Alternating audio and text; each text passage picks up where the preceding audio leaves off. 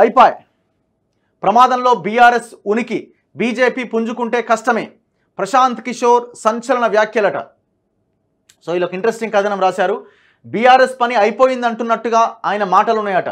Viral అవుతున్న పీకే comments. ఆంధ్రాలో Jagan party out. ప్యాలెస్లో కూర్చొని పథకాల పేరుతో డబ్బులు ఇస్తే ఓట్లు రావు, అభివృద్ధి కూడా జరగాలి.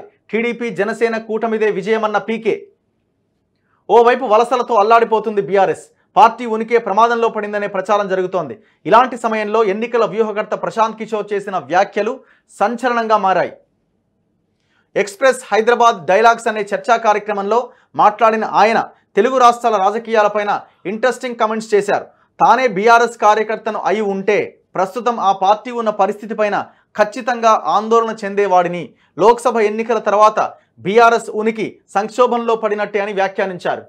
దోస్తే ఉండే కేసీఆర్కి ఒకప్పుడు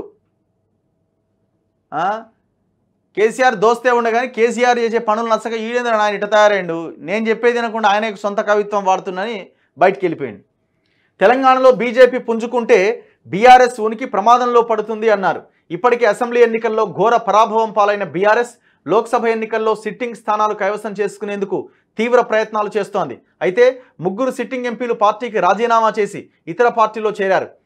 ఇందులో 2 బీజేపీ కండువా కప్పుకోగా వారికి టికెట్లు దక్కినాయి. ఈ నేపథ్యంలో తెలంగాణలో బీజేపీ పుంజుకుంటే బీఆర్ఎస్ పని అయిపోయినట్లే అని ప్రశాంత్ కిషోర్ చేసిన వ్యాఖ్యలు గులాబీ క్యాడర్ను ఆందోళనకు గురి చేస్తున్నాయి. ప్రశాంత్ కిషోర్ గతంలో బీఆర్ఎస్ పార్టీతో కొన్నాళ్లు కలిసి పనిచేశారు. ఈయన తనకు మంచి స్నేహితుడు అని కేసీఆర్ ఒక ప్రెస్ మీట్లో కూడా అన్నారు. మరోవైపు ఆంధ్ర రాజకీయాలపైన మాట్లాడారు పీకే. వచ్చే ఎన్నికల్లో జనసేన టీడీపీ కూటమి విజయం తథ్యమని తేల్చేశారు. జగన్ పార్టీకి ఓటమి తప్పదని స్పష్టం చేశారు. ఆయన ప్యాలెస్లో కూర్చొని పథకాల పేరుతో డబ్బులు ఇస్తున్నారని, దానివల్ల ఓట్లు పడవని వెల్లడించారు.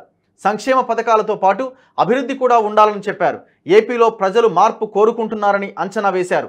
జగన్ ఈసారి ఏం చేసినా గెలవడం కష్టమన్నారు. ప్రశాంత్ కిషోర్ గత ఎన్నికల్లో జగన్కు రాజకీయ వ్యూహకర్తగా పనిచేశారు.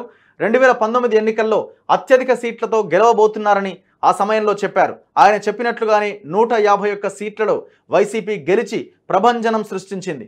అంతేకాదు కోల్కతా, ఢిల్లీ ఎన్నికల్లో కూడా పీకే అంచనాలు కరెక్ట్ అయ్యాయి. ఇప్పుడు ఏపీలో తెలుగుదేశం జనసేన కూటమి విజయం సాధించబోతుందని చెప్పడంతో ఆ పార్టీలో ఉత్సాహం పెరిగిందట. సో ఇక్కడ కేసీఆర్ ఉనికే ప్రమాదము, ఇక నీ పని అయిపోయిందని పీకే చెప్తున్నాడు.